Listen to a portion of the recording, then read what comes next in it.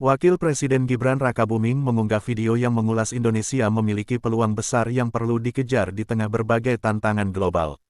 Salah satunya puncak bonus demografi di Indonesia yang diprediksi terjadi pada tahun 2030 sampai tahun 2045. Saat ini, Indonesia berada dalam momen yang sangat menentukan. Berada di tengah beragamnya tantangan global, baik itu ekonomi, perang dagang, geopolitik, maupun perubahan iklim yang membawa perubahan di berbagai sektor.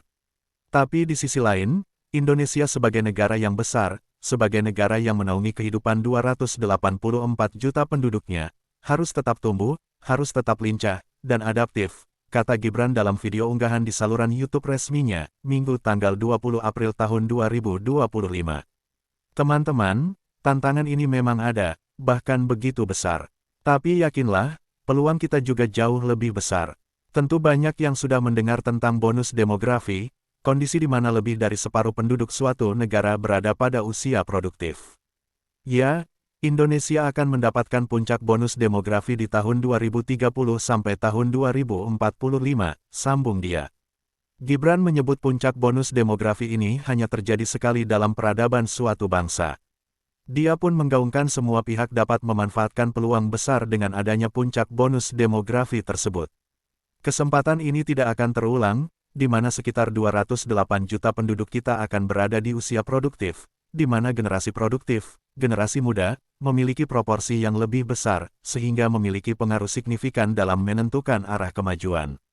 Ini adalah peluang besar kita, ini adalah kesempatan emas kita untuk mengelola bonus demografi agar bukan menjadi sekedar bonus, bukan menjadi sekedar angka statistik yang fantastis, tapi justru sebagai jawaban untuk masa depan Indonesia, di mana faktor penentunya ada di teman-teman semua, ujar Gibran. Gibran pun mendorong anak muda meningkatkan produktivitas di segala bidang. Dia mengungkit prestasi cemerlang anak bangsa di industri perfilman dan di bidang sepak bola. Karena kita, generasi muda, bukan sekadar bonus, kita adalah jawaban atas tantangan masa depan. Kita lihat sendiri saat ini, banyak anak-anak muda kita yang sudah tampil di garis depan. Kemarin saya menonton film Jumbo, hasil karya animator muda Indonesia, yang saat ini sudah menembus 4 juta penonton, serta akan ditayangkan di 17 negara Asia dan Eropa, ujar Gibran.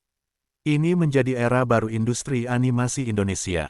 Timnas U17 kita untuk pertama kalinya lolos via kualifikasi ke Piala Dunia dan menjadi satu-satunya wakil dari Asia Tenggara.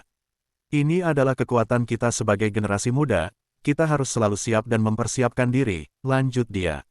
Gibran menekankan anak muda harus mampu beradaptasi dan menjadi penggerak kemajuan. Dia mengatakan membawa kemajuan Indonesia menjadi tanggung jawab semua pihak termasuk anak muda. Kita harus punya mimpi besar dan keberanian untuk melakukan terobosan. Kita harus mampu beradaptasi dan menjadi penggerak kemajuan. Karena penentu di era kompetisi saat ini adalah bukan siapa yang paling kuat, tapi siapa yang paling cepat belajar, cepat beradaptasi, dan cepat memanfaatkan peluang, kata Gibran. Lebih lanjut Gibran mengatakan pembangunan bangsa telah dilakukan selama puluhan tahun dan merupakan hasil kolaborasi dan kerja keras seluruh komponen bangsa.